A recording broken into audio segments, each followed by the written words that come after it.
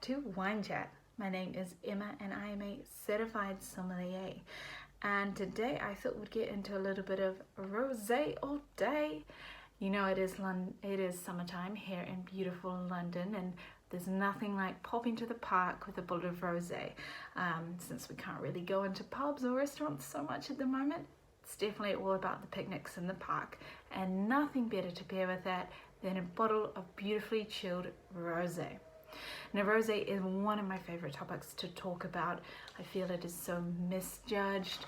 It is really looked down upon as like a wine that is not serious. That's just something cheap. You chuck some ice cubes in and you have as an aperitif, but it's nothing to be taken serious.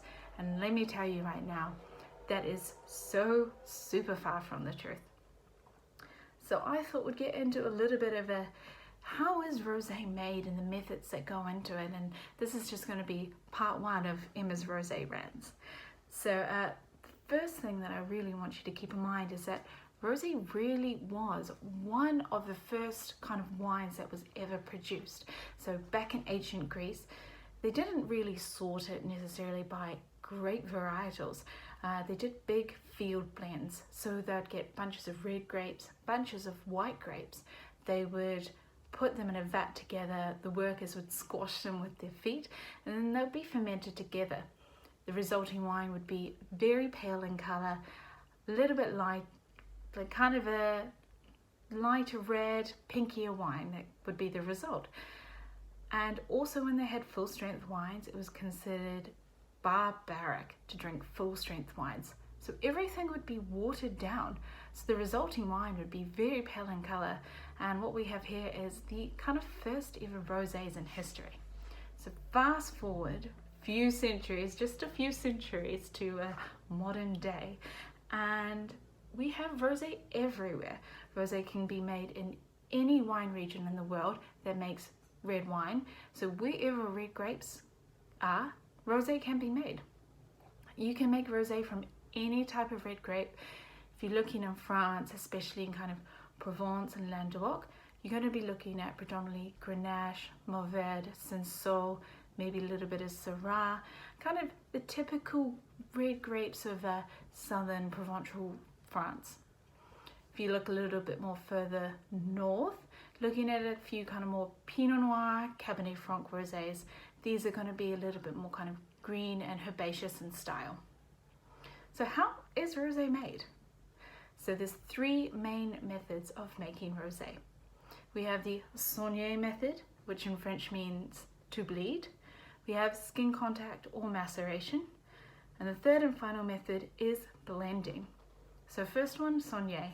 So as I said, to bleed in France. And this is actually a byproduct of red wine making. So what happens is in the first few hours of red wine making, some of the juice will be bled off and put into a separate tank where it's allowed to ferment and turn into rosé.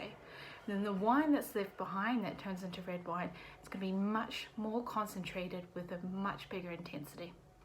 Now this method is not the most common, but it's quite often considered to be the best method of making rosés. It's very gentle, and the end wines are really elegant and soft and kind of complex in flavors, but really light on the palate and super beautiful.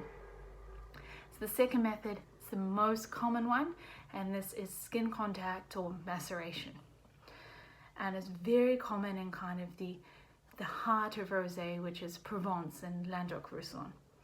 So the grapes are left on the skins to rest for anywhere between 2 to 20 hours, really depending on the style of rosé that is desired. And then afterwards, and after the juice is pressed off, the entire batch will be made into rosé.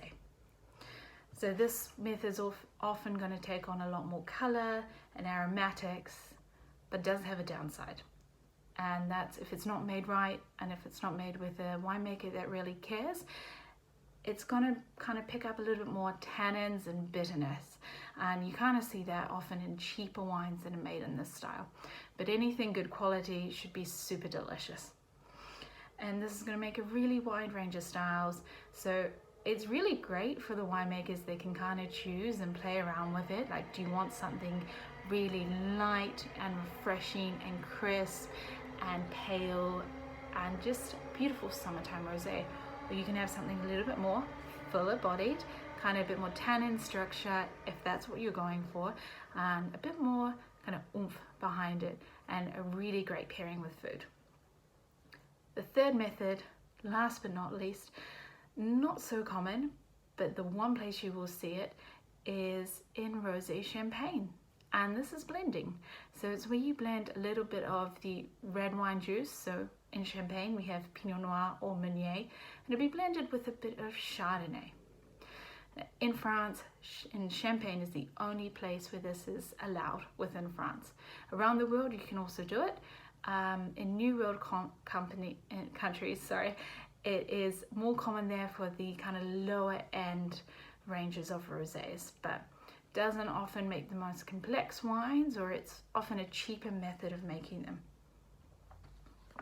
So that is how rosé is made, and I hope you enjoyed this video, and look forward to the next one where we will get into a little bit more of the history of rosé and some of my favorite ones that you can purchase on the market.